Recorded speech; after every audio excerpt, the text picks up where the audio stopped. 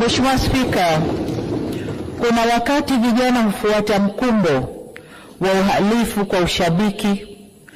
Ninatambua kwamba vijana wengi waliokamatwa na kushtakiwa kwa makosa ya uhaini hawakujua wanachokifanya. Nikiwa mama na mlezi wa taifa hili, ninavyoelekeza vyombo vya sheria na hasa ofisi ya mkurugenzi wa mashtaka kuangalia kiwango cha makosa yaliyofanywa na vijana wetu. Kwa wale ambao wanaonekana walifuata mkumbo na hawakudhamiria kufanya uhalifu, wawafutie makosa yao.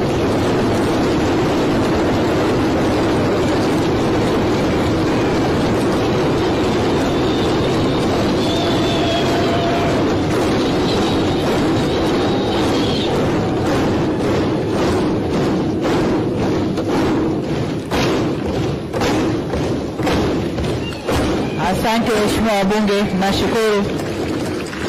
Waheshimiwa wabunge, ukiangalia klipu zile za maandamano, unaona kabisa kuna vijana ambao waliingia kwa kufuata mkumbo.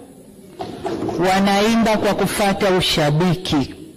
Hawakuwa wanajua wanalolifanya.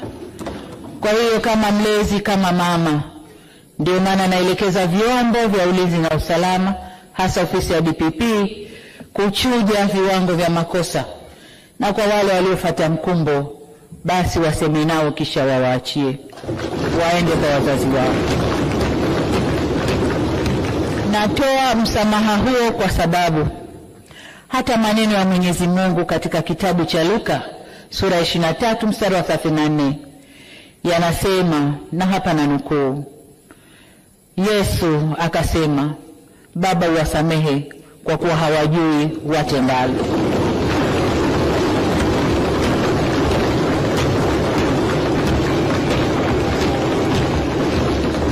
Ndugu zangu wa Tanzania, tujifunze kutokana na mapito yetu. Hapana shaka kwamba Tanzania ni nchi inayofuata misingi ya kidemokrasia, ila neno demokrasia kamili inaweza kutafsiriwa kwenye mitazamo tofauti. Haina formula moja. Kama taifa tunaendelea kujifunza na kujirekebisha. Hivyo basi sote kwa umoja wetu tunapaswa tuitumie fursa hii, tuendelee kujifunza, tujirekebishe na tukubaliane jinsi ya kuendesha nchi yetu kidemokrasia